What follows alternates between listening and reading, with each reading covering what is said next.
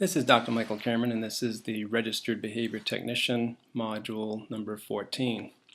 The specific strand this comes from, in terms of the Registered Behavior Technician task list, is A04, and the title of the presentation is to implement permanent product recording procedures. This is a module that I particularly like to discuss. Because permanent product data recording is a fascinating topic, not only in our field of behavior analysis, but in other scientific branches as well. The duration of this presentation is 60 minutes, and of course there'll be a competency-based quiz at the end, and it'll consist of 5 questions. And just want to remind you once again, throughout the course of the presentation, look for the bullseye, because that will signify information that is particularly important for you to recall for the quiz, but also for the comprehensive exam at the end of the modules.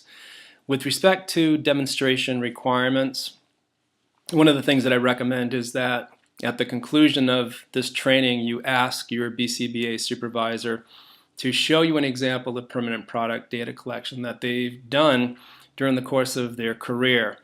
BCBAs can get really creative in terms of this kind of data collection, and it'd be a great opportunity for you to get a review and explanation in terms of what they've done before and the rationale for doing it. I'd also recommend that you rehearse identifying permanent product data in your own life. This can be something that is fun to do. Because the more you think about permanent product data, the more you'll begin realizing that it's all around you. And then finally, most importantly, demonstrate your ability to point out ways that you could collect permanent product data as part of your data collection routine with individuals that are on your personal caseload. So with respect to the specific goals of this module, I'd first like to define permanent product data. And then next, provide examples of permanent product data in science, and then discuss the advantages and disadvantages of this particular type of data collection. And 4, to provide interesting examples of permanent product data collection from diverse disciplines, and then finally discuss how permanent product data can impact the perception of services that you are delivering.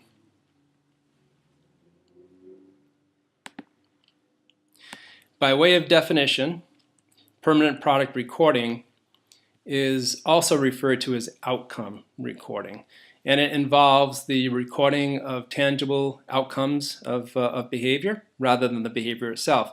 So permanent products are important indicators of target behaviors that are not particularly amenable to direct observation. And it's an indirect measure, so it's falling into that category of indirect measures. And as you recall, we've talked to date about continuous data collection methods, discontinuous data collection methods, the former being direct, the latter being indirect. Permanent product recording falls squarely in the camp of an indirect measure of recording. Let me just point out some places where permanent product data are collected on a pretty routine basis. Now, there's somebody here in the room going through this registered behavior technician training that might be interested in crime scene investigation, and this particular area is of great interest because there's a lot of permanent product data that investigators rely on. Just take, by way of example, a footprint, which is a permanent product. There is so much information about behavior that somebody in the field of behavioral forensics can tell about a footprint. They can give you information about the height of that individual based on the size of the footprint. They can also give you information about the weight of that individual, but that will depend on the terrain and the surface the person stepped in and the condition of that surface at the point that they stepped in a particular location. So for example, if it was muddy or rainy or very moist, those factors and variables would be taken into consideration. But somebody in the field of behavioral forensics will be able to tell you about height. They'll be able to tell you about whether the person was walking or whether they were running, how fast they were running, and then, as I mentioned before, the weight of the individual as well. So in crime scene investigation, permanent product data becomes a large part of what they collect. Just by way of example again, with a simple footprint, one of the things a crime scene investigator will do is create a casting of that footprint. Then they'll begin matching that particular footprint to other crime scenes to see if there's a match in terms of this particular shoe print versus the shoe print coming from another location from another crime scene. And they'll record that information, they'll upload that information into a major database, and the search can be done fairly rapidly with automaticity for individuals that are working in the area of crime scene investigation. So this is also referred to as an ex post facto type of analysis. It's a retrospective. You're looking at something that has already occurred. It's after the fact. By way of another example, in archaeology, one of the things that archaeologists are interested in doing is in discovering and recovering artifacts. And they can tell a lot about culture and about language evolution and about communication just as a result of these permanent products. So here we go in crime scene investigation and archaeology. We have a very strong interest in permanent product information. And it cusps over as well into the field of behavior analysis, and I'm going to show you how that works. But before I do that, something fun. Here's a permanent product that is a byproduct of my dog Sky. I've introduced you to Sky at the very first module, actually. There she is sitting in the front seat of my car, looking quite happy. However, that shoe, which is not actually one of my shoes, but it was a convenient picture to import for the purpose of this conversation. However, that is something that she will do to my shoes, so I can get a sense of her behavior without ever observing it, just as a result of seeing this permanent product on the floor in my bedroom, and I know just exactly what my dog Sky has been up to as a result of seeing that. So yet another example of permanent product information. And one of the things that I like to really point out and have pointed out to you before is that this is your first step in your career. You're going through this training as a registered behavior technician, and I sincerely hope that you are able to advance your education and perhaps go on to be a board certified assistant behavior analyst. Maybe after acquiring a baccalaureate degree, you're eligible for that certification, and you'll take that exam. Perhaps you'll go even farther and become a board certified behavior analyst, either at the master's level or the doctoral level. And one of the things that you'll find in the study of behavior analysis is that there's so many branches and so many areas where behavior analysis can be used. And one example of that is in behavioral forensics. This is something that we're very interested in from a behavior analytics standpoint, studying criminal behavior, studying the behavioral presentations of individuals that commit crimes. So one of the things that I'm hoping through the course of these modules is to inspire you to move on and to advance your own education and your own training, because I know I'm biased, but the field of behavior analysis is just simply fascinating as far as I'm concerned. So in this next slide, I'm going to show you, you're going to actually hear an example of permanent product information, and it's an audio recording, and it could be an audio recording that a speech and language pathologist, for example, may be interested in capturing, because that person may be interested in listening to natural language samples coming directly from a playground, for example.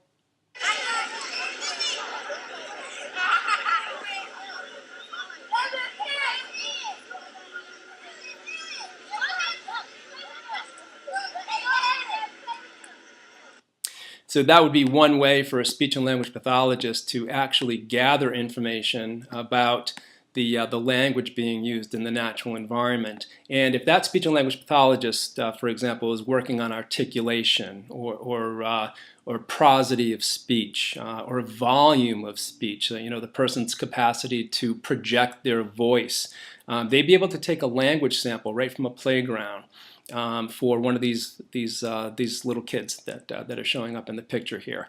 And as a result of working with that individual and then doing a repeat sample of their natural language in the natural environment, they'd be able to give you a sound file which is a permanent product of that individual's progression. So let's say the person began treatment with a speech and language pathologist, and perhaps they didn't have good intonation in terms of their voice. Perhaps they did not project their voice. Perhaps they had articulation difficulties, for example. As a result of that speech and language pathologist capturing that information initially and then doing repeat recordings of that individual, they'd be able to show you and to show other stakeholders just exactly how that person has progressed. And that is a remarkable demonstration when you think about it, when you can actually hear the progress of an individual, rather than looking at other forms of data, which of course we do. We're looking at continuous measures and we're looking at discontinuous measures. But here we go. We've got a permanent product, and we can actually listen to a little boy or a little girl speaking, and we can listen to them at baseline, and then we can do a comparison of them after the SLP has worked with them for 3 months or 6 months, for example.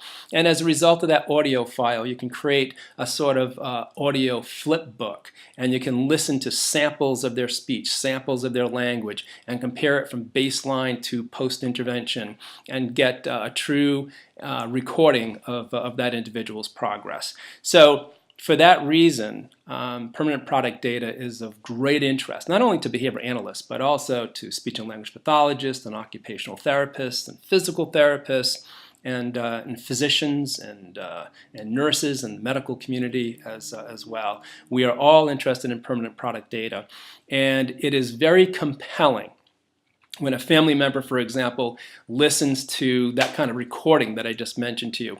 It's very compelling in terms of the individual's progress and the evidence of the individual's progress when the family member can actually listen to it and hear it in real time and do a very quick comparison from baseline to post-intervention.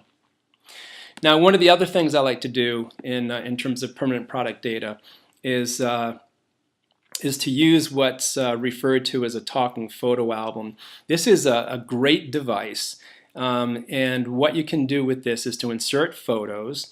However, on each of the pages here, there is a button which you can see, and it's on the lower right-hand corner right here. And as a result of depressing that button, up here on the actual photo, as a result of depressing that button, you can do a voice recording of your own voice or somebody else's voice that you may be working with. So one of the things that I like to do in terms of permanent product is to take photos, for example, of an individual while they're on a field trip or in the community or doing something that is of relevance and significance. I like to take photos and then insert those photos right in the photo album here, and then to record the child's voice. And that child's voice may be telling the mom or the dad, for example, what they did during the course of the day. So perhaps it was a field trip to the ocean, and they spent the day picking shells off the ocean and the beach. And there may be a recording of that child's voice telling their mom or dad just exactly what they did. That's a permanent product. So now I got the voice recording, I've got the picture of the child at the beach picking up the seashells. The reason that this is so important and can be such a significant piece of data for families especially is that if that child then goes home and the little girl, for example, sits in her mom's lap or sits in her dad's lap at the end of the day, and that child flips through this book, showing mom or dad the pictures, pressing, which is a very simple thing to do, pressing the recording button, or the playback button, and getting a voice output in terms of things that happen during the course of the day. Here we have permanent product information that is highly relevant to the family, very significant to the family, and can be just a remarkable demonstration of a person's capabilities and their skills. So the Talking Photo Album is a device that I use for the very purpose of presenting permanent product data. Let's go on to another example. There is a condition. It is referred to as trichotillomania. Now, individuals with trichotillomania have recurrent and irresistible urges to pluck their hair from their scalp or from their eyebrows or other areas of their body. And this is something that happens with repetition. You perhaps have seen somebody with trichotillomania, perhaps you know somebody, perhaps you have trichotillomania. We never exclude ourselves from the possibility of various types of disorders. But one of the things that I will do when I work with this type of individual, with this clinical presentation, is that I will use what's referred to as grid photography. Now, grid photography allows you to photograph the bald areas. And the reason you want to do that is because you want to show at baseline just what kind of circumference what kind of circumference in terms of missing hair currently exists. And then as a result of your progression in terms of treatment, you will see that circumference shrink more and more and more. So that bald spot will get smaller and smaller, and hair will begin growing in as a result of good, effective treatment. So this is another example of permanent product recording. Grid photography is a great example of that. And once again, very useful when treating a clinical disorder such as trichotillomania. So once again, I'm going to remind you about the definition. You know, when it's not necessarily the behavior that you're trying to capture, but the end result of the behavior, then permanent product data collection is a very, very useful tool. Along the same line, we can use permanent product data recording for another form of behavior that many of you may be quite aware of, and that is fingernail or cuticle picking. There's an individual in the field of behavior analysis that I have a lot of respect for, and his name is Dr. Ray Miltenberger. He's a former president of the Association for Behavior Analysis International, just a fantastic researcher and fantastic clinician. And he developed what is referred to as a habit reversal protocol. So for individuals that have this kind of clinical presentation, whether it be trichotillomania, whether it be fingernail picking or cuticle picking, or other forms of habits that occur, one effective way of treating that individual is through the habit reversal protocol, which has been developed by Dr. Ray Miltenberger. So here again, you can collect permanent product data. So if you take photographs, for example, of an individual's fingers, and you can actually see along the cuticle and along the nail line the extent of the damage. As a result of your treatment with that individual and your repeat photographing of that individual's hands, specifically their fingers, you're able to show progress in a very meaningful way. And the progress is captured as a result of photographs and in a series of photographs and repeat photographs. So here again is a great example of how permanent product data can be very, very useful with respect to your clinical work. Now, a final example would be a spelling test. For example, this is a permanent product. An individual takes a test. They have 20 spelling words that they need to spell, and at the end you have this beautiful display of an individual's spelling capabilities. Language and literacy is something that I've been very interested in for a good part of my career, and I actually published a study a number of years ago called Constructed Response Spelling and Literacy Development. It was an application that I used in an urban classroom out of Boston, Massachusetts.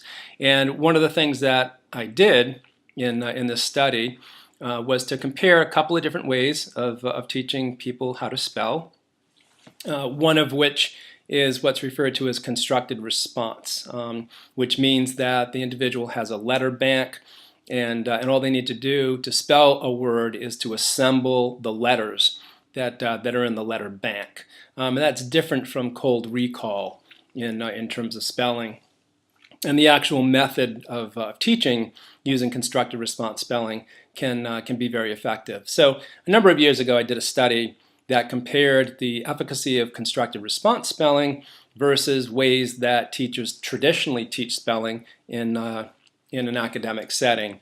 And I found, as a result of research with an entire classroom of individuals, that the constructed response spelling methodology was a superior methodology, and that article was published in the Journal of Behavioral Interventions. But I tell you that story just to point out that one of the things that I relied on throughout the course of all the research was the permanent product. That is the weekly spelling test, which we're able to correct. We knew what condition the individual was in when they took that spelling test, whether it be the traditional teaching condition or whether it be the constructed response spelling condition. I was able to calculate percentage correct. This is something that you recall from your last module on data collection. This is something that we're interested in, is calculating percentages. So I was able to do that through the permanent product. I was also able to get reliability, inter-observer agreement in terms of the accuracy of spelling. So all as a result of having this permanent product in hand, I was able to accomplish a number of very important things in terms of this research.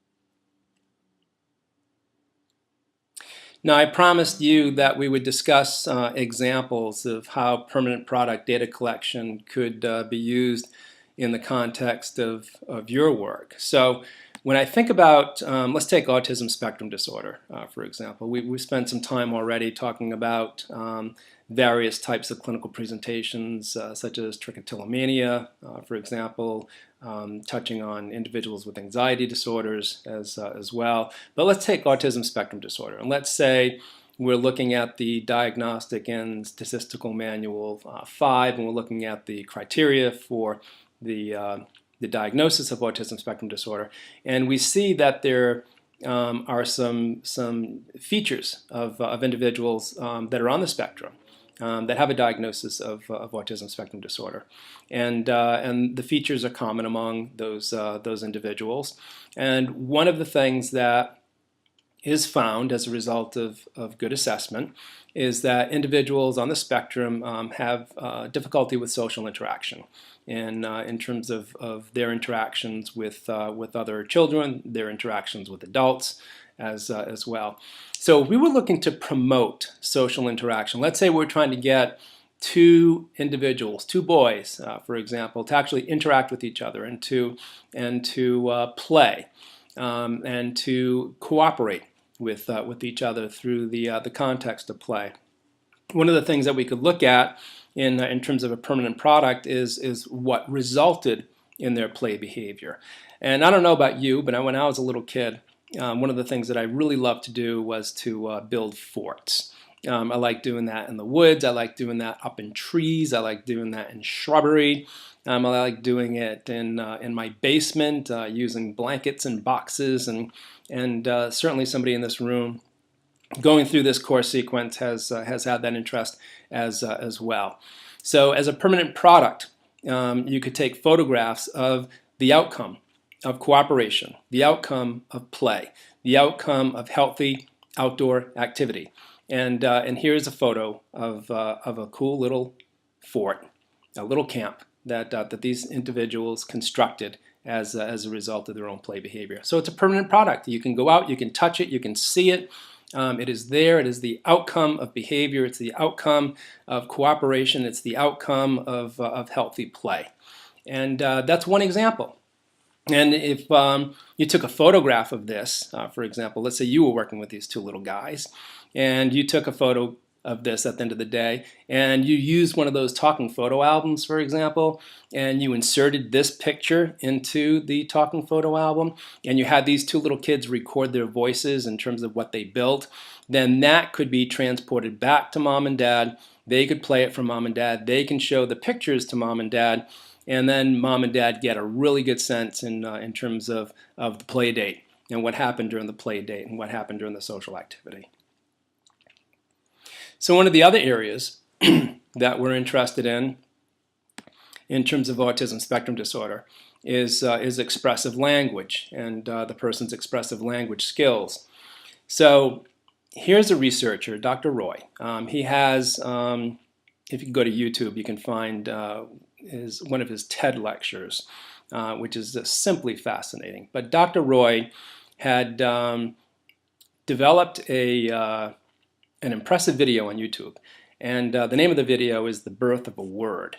And what he did was to track the language evolution and the language development of his own child. And one of the fascinating things that he did was that he created what looks like a heat map. So what you're looking at is a bird's eye view of Dr. Roy's living room.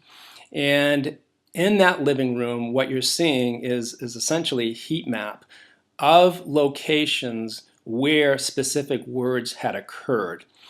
So for example, you can see in this red area around here that there was a lot of language and a lot of evolving language occurring around a table. And also in this area over here, a lot of language was occurring right within that context. So one of the things that Dr. Roy did was to create this tracking method and was able to pinpoint just exactly where language was being used, because he was very interested in knowing what was the context that gave rise to specific words, specific phrases, specific language that was being used by his young son. So this is a permanent product. Here again, we have it. This is kind of a heat map in terms of showing language and where it's occurred and what context it's occurred. And not only the global label language, but the specific words being used in this context. So it's a fascinating piece of research, and I highly encourage you, if you have the opportunity, to look at Dr. Roy's lecture, his TED lecture, that is readily available to you online. So there we have expressive language. Now, one of the things, staying with autism spectrum disorder, we're not only interested in their expressive language skills, but we're also interested in their receptive language skills.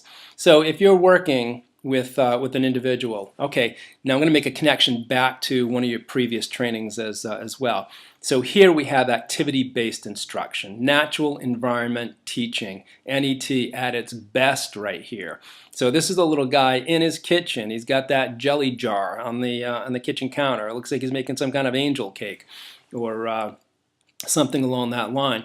And what you're not seeing is somebody on the other side of that table actually giving him instructions in terms of what to do step by step, in terms of the creation of that cake, the making of the cake, the baking of the cake, and then the decorating of the cake. This little guy was getting step-by-step instructions in terms of how to do that.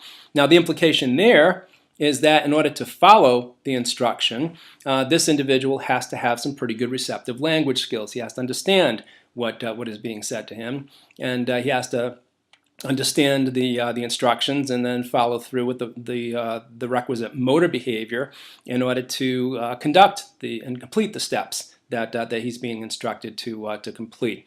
But there's your permanent product right there, that angel cake right in the middle of the table there with the big glob of jelly right in the center of it. That is a permanent product.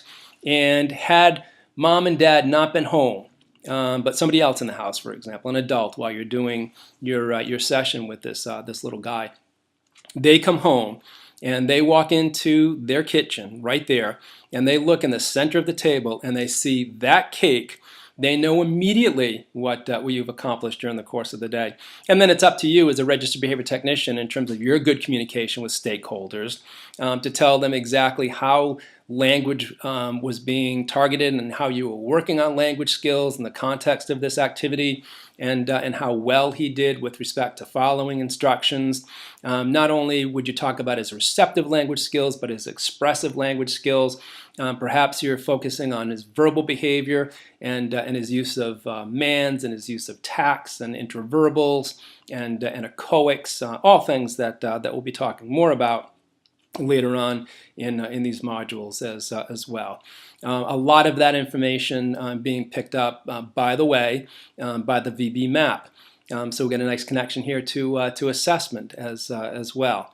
But there it is. There's your permanent product. That cake in the center of the table with the glob of jelly in the center of it is your evidence of having accomplished something with an individual.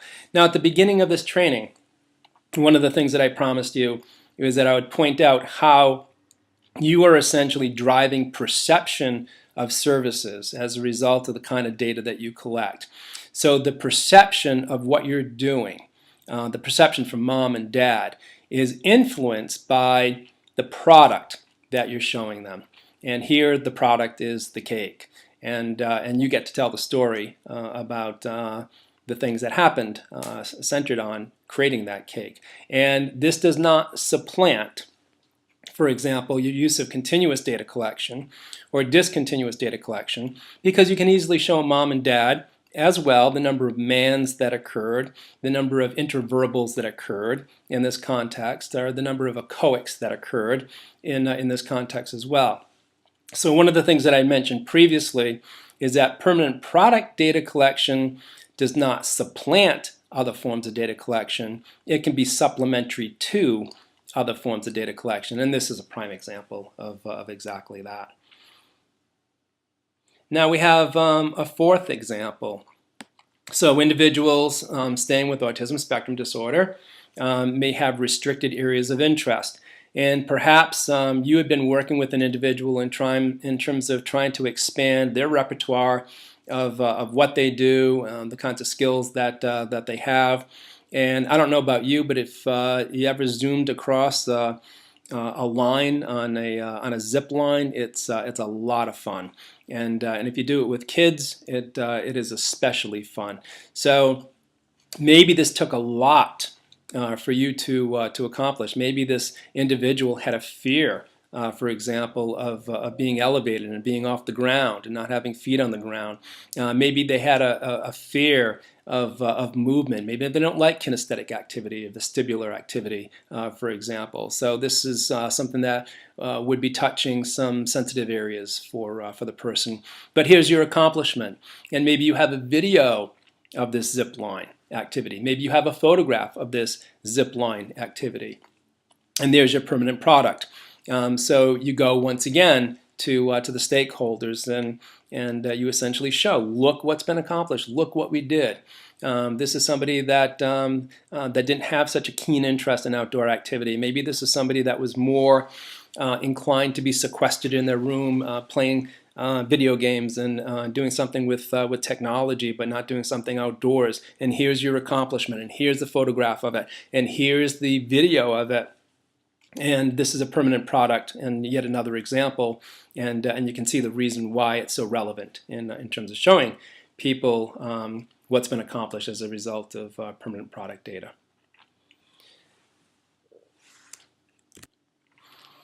Now, another area in terms of autism spectrum disorder concerns the behavioral presentation. Many individuals with autism spectrum disorder have behavioral dysregulations, they have behavioral excesses, and they also have behavioral deficits.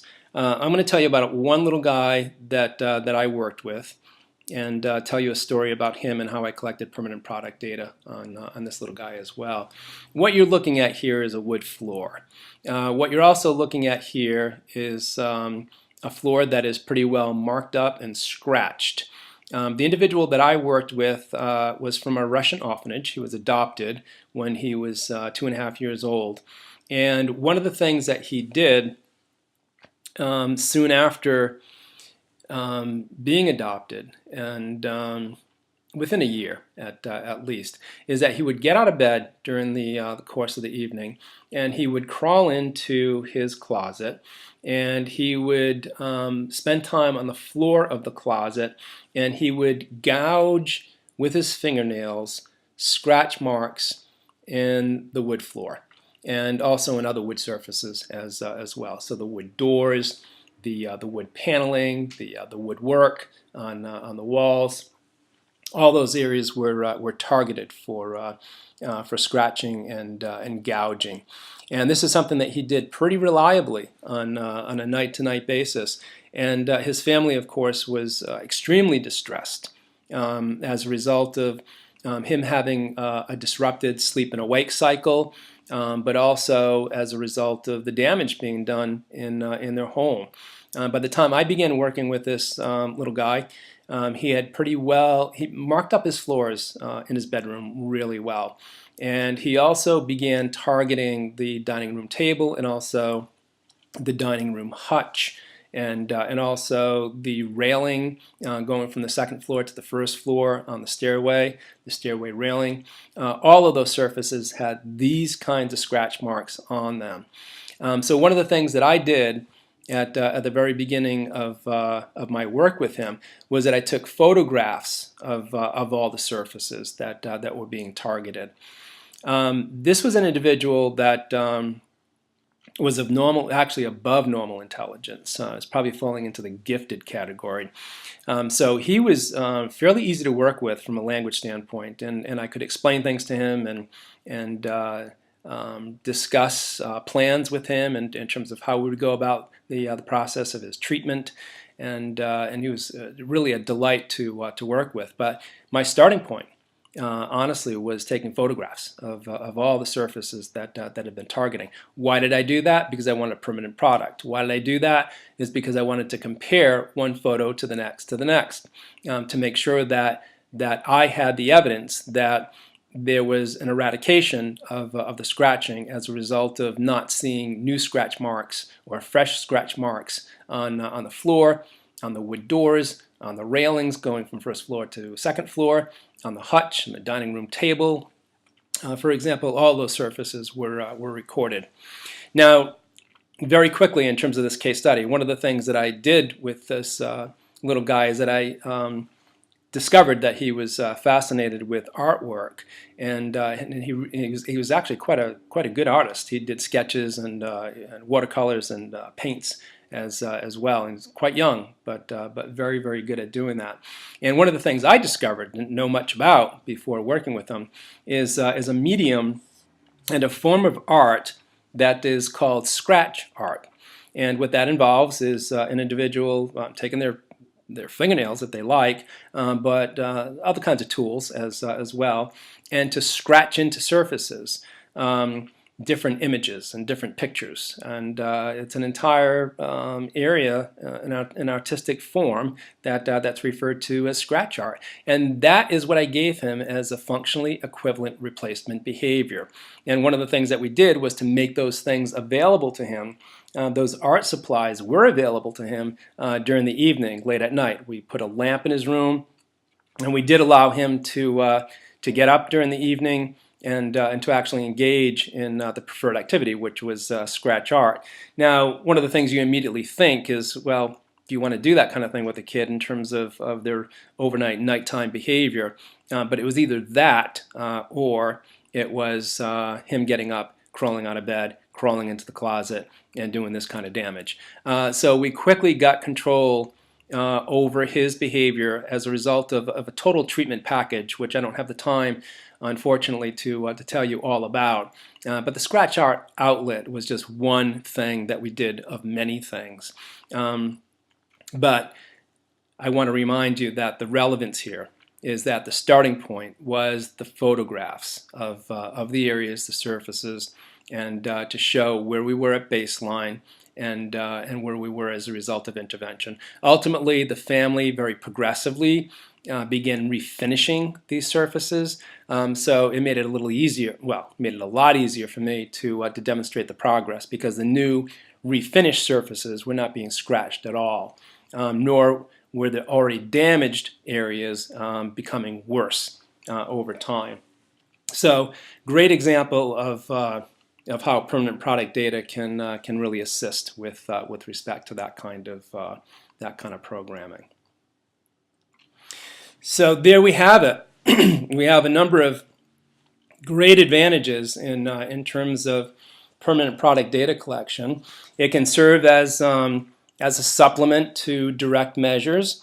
What direct measures? Well, you can be looking at frequency count, frequency of what? Frequency of getting out of bed at night, frequency of other forms of behavior as well.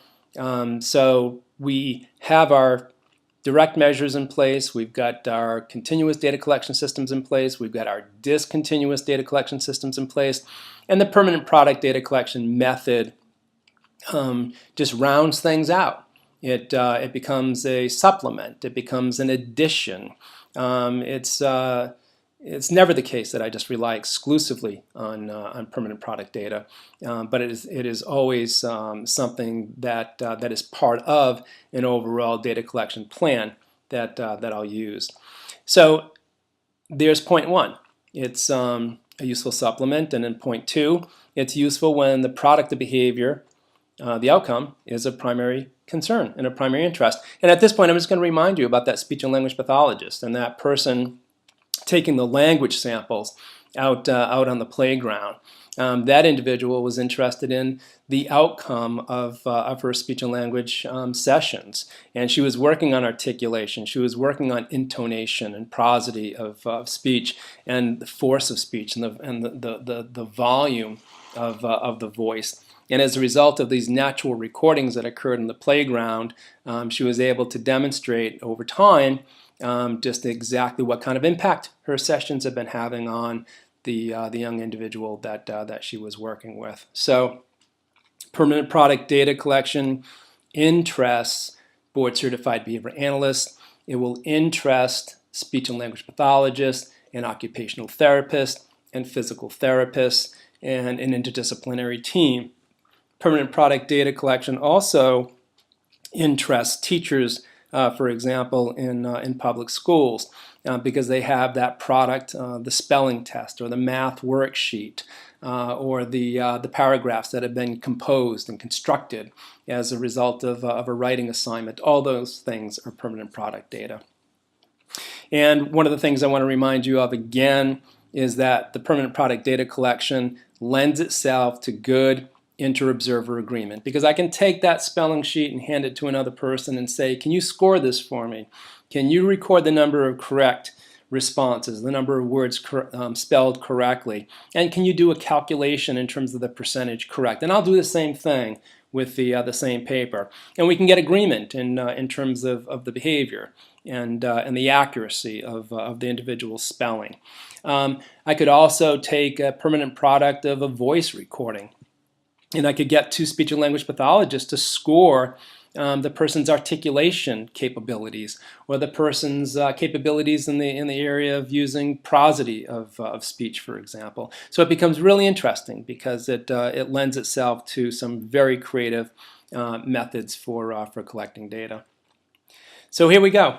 We have our questions at the end of the module. First one. True or false, permanent product data collection is a direct measure.